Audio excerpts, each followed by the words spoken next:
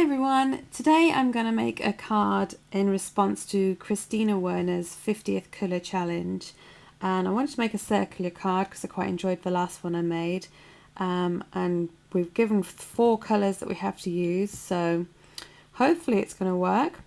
So just cut out these 2 circles which I'm going to make as the base card by creating a flap on the back, and I'll eventually stick that to the front of the card, but not until I've decorated it fully. So I'm just using some brown cardstock here to create a scalloped edge around the front of the yellow circle cutout. So I don't know how many I punched out, but quite a few, and then I made sure there was enough of them and went around the edge of it with just a snail glue, and I'm just sticking them onto the edge so it gives it a nice scalloped edge, because I don't have scallop nestabilities that are that big, and I really quite like the big chunky scalloped edge that this gives. So as soon as I finished that, I just made sure they're all stuck down properly, and then I was starting on some patterned paper for the front.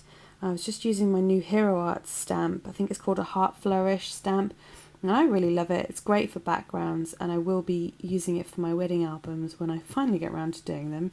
So I'm just clear embossing this because I think it gives a great effect on the red. It just brings out the pattern in a darker red, and obviously it's shiny because it's embossed, so really great effect. But I could have done it in white embossing as well, which I think would have looked alright, but I wanted the clear embossing effect. So I just super speeded this up so you can see how quickly and easily it turns the embossing powder, and looks really good. And now I'm just cutting out the largest of my collusal circles, cutting out the red card, and then I also cut out a piece of this turquoise and white spotty paper, and that's going to be layered onto the base card, so there'll just be like a little bit of yellow around the edge. So here I'm just drawing in some little circles on my scallops, just for a little doodling effect. I thought it looked a bit plain, so finished that. You can't really see it very well in the video, but in the photos you can see it at the end. And here just sticking my turquoise polka dot paper down onto the yellow. So you can see it's just ever so slightly smaller. And here I decided to use one of Kristina's own little party tricks, and I was stapling the ribbon on and folding it and stapling it, and I really like the effect that she had on one of her cards that she's done quite recently. So I thought, hey, why not? I'll give it a go myself. So it was a bit fiddly, but it was okay, and yeah, as I say, I like the effect. I speeded it up quite a lot here, but it took me probably about 5 minutes to do in real time, so I might use it on a few more cards. And I want to lift it up off of the card with some 3D stickers because of the bulk of the ribbon, and to give the card a bit of pop. So, and then stuck this down, and that nicely covers the join from the turquoise to the red.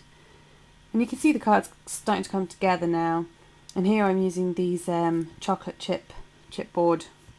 They are actually stickers, but they never really stick very well, and especially not on embossing, so I tend to glue mine down anyway. But I love the design of them. And here I'm just picking out the letters for the word smile, because hey, well, you should be smiling. It's the 50th colour challenge, so it is a celebration. So some of the chipboard letters have got like little nubs on them that you need to get rid of, but it's only usually the inside of the cutouts. So like on this E here, you can see I'm just trying to show you how I'm getting rid of it using these basic grey toolkits, and just little files like your dad used to have in his woodwork shop, but a lot smaller and finer. So yeah, just make sure they're all smooth. And as I say, they are stickers, but they don't stick very well to this embossed surface. and I like to make sure when I stick something down it's going to stay where I put it. So I'm just gluing it just to be sure, and I just did that for every letter. I'm just finishing up here with the S.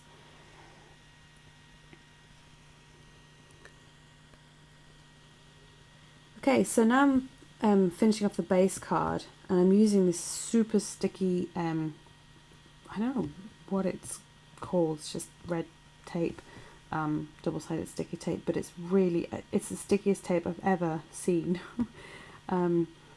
So yeah, I'm using that because I want to make sure this card stays together, and I'm just lining it up to where I want it. It was a bit fiddly, just to make sure I got it level. In the end I decided to do it from the back. It was easier all around, so I stuck that down, and you can see that gives it the stability it needed. Here I'm just, I didn't have any turquoise coloured flowers, so I got a green one and just added a bit of blue dye ink to it and played around with it, dabbed a bit of ink off, put a bit more on here and there, and until I was happy with it, and then I just force dried it with my heat gun. And I thought it pretty much matched my turquoise paper by the time I'd finished playing around with it, so I was happy. But then I decided, you can see here, there's the difference between the colour I started with and after all my faffing, what colour it ended up. But I did decide it wasn't quite enough of a contrast on the polka dot paper, so I cut out a little bit of vellum. I was going to leave it blank, as in just the clear vellum, but I thought, you know what, it'd look really good if I coloured the vellum in yellow, so I stuck it down on a post-it note just to hold it securely while I was colouring it in. And I'm just using some felt tip pens here. You could use ink pad, whatever, it doesn't really matter. And I'm going to secure this now to the petal, the flower, by using a brad, and just punch a hole through there with my crocodile. You don't need to go through the flower as well, but the hole wasn't quite in the right place for me, so I went through it again. And then yeah, just pop the brad in and flap the little legs at the back. And then yeah, a couple of 3-dimensionals. My vellum wasn't actually completely dry here, so just a warning, I had ink everywhere, but it's dry now. It eventually does dry on the vellum. And that's it really. That's the card. Thanks for watching, and I'll see you next time.